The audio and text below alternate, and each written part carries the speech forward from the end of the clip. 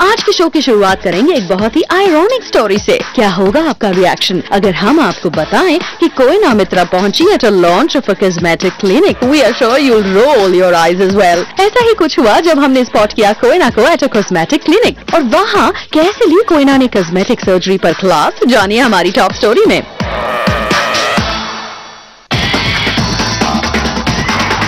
I don't promote cosmetic surgery. For that they have surgeons. Over here I promote only skin and smile. So लेकिन आपने सवाल किया तो मैं जरूर बताऊंगी, इट्स अ पर्सनल चॉइस। मुझे नहीं लगता आज तक अभी ऐसे कोई डेस्परेट इंसान से तो नहीं मिली हूँ। स्किन और स्माइलिंग को प्रमोट करने आई है कोयना मित्रा, पर ये कमबख्त कॉस्मेटिक सर्जरी है कि इनका पीछा ही नहीं छोड़ती। I don't promote cosmetic surgery. एक कॉस्मेटिक क्लिनिक की लॉन्च पर पहुंची कोयना भले ही सर्जरीज पर कुछ ना बोलने की कसम खाकर आई हो, मीडिया की तरफ से कॉस्मेटिक सर्जरी पर जैसे ही आया एक लेस इंफॉर्मेशन वाला सवाल, शुरू हो गई कोयना।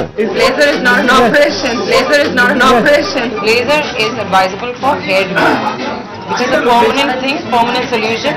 जैसे कि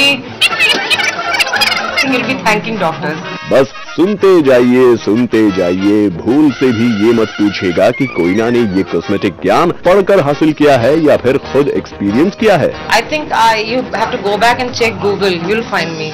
You'll find me there for a good reason. I've spoken about it long back. I don't believe in repeating. Read it. Okay Koyna, चलिए कॉस्मेटिक सर्जरीज फेल होने की बात नहीं करते। हो सकता है कि फेलियर्स आपको अपनी अब तक के फेल्ड अटेम्प्ट्स की याद दिलाते हों, इसलिए हम नहीं करेंगे सर्जरी से जुड़े रिस्क फैक्टर्स की बात। वो रिस्क तो क्रिकेट मैच में भी होता है, तो क्रिकेटर्स तो घर पे बैठ जाएंगे तब तो खिलेंगे नहीं, वो हर चीज में वो रिस्क है। अब कोयना, जब आप खुद ही इतनी ओपन है तो फिर हमें कम से कम ये तो बता दीजिए कि कॉस्मेटिक सर्जरी से अपने लुक्स को एनहांस करने के मामले में किस बॉलीवुड एक्ट्रेस को आप मानती हैं successful? I am not a very judgmental person. मैं किसी को देख के, आई मीन स्टार्स एक्टर्स को लोग हमेशा हेड टू टो जज करते हैं, और लेकिन as a person I have never try to जज someone. If you ask me that you know to comment on somebody that you know so and so looks much better post और pre, who am I to judge them? अरे कोयना, आप इतनी बड़ी star हैं, बॉलीवुड में कई सारी फिल्में करने के बाद अब कोयना ने हॉलीवुड का रुख भी कर लिया है, तो क्या रहा pre and post Bollywood experience? Experience is been very good, because यहाँ पे जब आप एक नाम हो जाते हैं आप सीखना बंद कर देते हैं, स्टॉप लर्निंग, एंड कभी कभार शायद मौका भी नहीं मिलता आपको, and that industry without training they will not allow you. So over there I became like a student. तो मैं ट्रेनिंग लेती हूँ, मेरे बहुत सारे टीचर्स हैं, I love all my teachers. I owe them a lot. ओहो, तब तो काफी मुश्किल रहा होगा आपके लिए दो हॉलीवुड प्रोजेक्ट्स हासिल करना। बहुत टफ है, क्योंकि वहाँ पे आपको ऑडिशन देना पड़ता है, स्क्रीन टेस्ट देना पड़ता है। तो बॉलीवुड में क्या इन सब चीजों के अलावा भी कुछ करना पड़ता है कोयना जी? सिंग साउंड है, तो डबिंग का ऑप्शन नहीं है। जैसे कि इंडिया में बहुत सारे स्टार्स आते हैं जिनको हिंदी लैंग्वेज से प्रॉब्लम है, तो यहाँ पे डायरेक्टर्स कभी कभार उनके लिए वो प्लेटफॉर्म इजी कर देते हैं, क्योंकि उनके लिए डबिंग आर्टिस्ट मिल जाता है। इनिशियली मेरे लिए भी एक फिल्म में डबिंग आर्टिस्ट ने डब किया था। डबिंग के नाम पर कहीं कटरीना की तरफ तो इशारा नहीं कर रही हैं कोयना? आखिर उन्हें भी तो शुरू में डबिंग आर्टिस्ट का सहारा लेना पड़ा था और उनकी बॉलीवुड में राह हो गई आसान।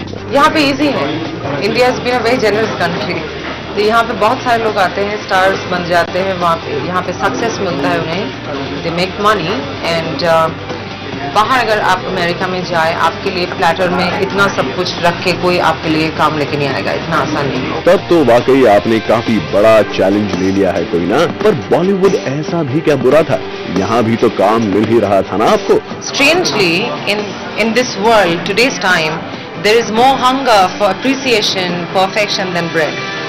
Think about it. Well, ये तो था कोयना के अपकमिंग दो हॉलीवुड प्रोजेक्ट्स का अपडेट, पर इस इवेंट पर जो सबसे बड़ी हाईलाइट थी वो तो खुद कोयना ही थी, जिन्हें कुछ डिजास्टर्स कॉस्मेटिक सर्जरीज के एक्सपीरियंसेस के बावजूद मिली एक कॉस्मेटिक क्लिनिक को लॉन्च करने की अपॉर्चुनिटी, और इस मौके पर कोयना ने जमकर ली कॉस्मेटिक सर्जरी पर मीडिया की क्लास। नहीं, कभी कभार खिलाफ नहीं होता है, कभी कभार ज़रूरत होती है लोगों के लिए। जैसे कि यहाँ पे कुछ डॉक्टर्स हैं जिनके जो बर्न पेशेंट्स के साथ डील करते हैं, उनके लिए एक लाइफ डेथ का सिचुएशन होता है। Who am I to judge them?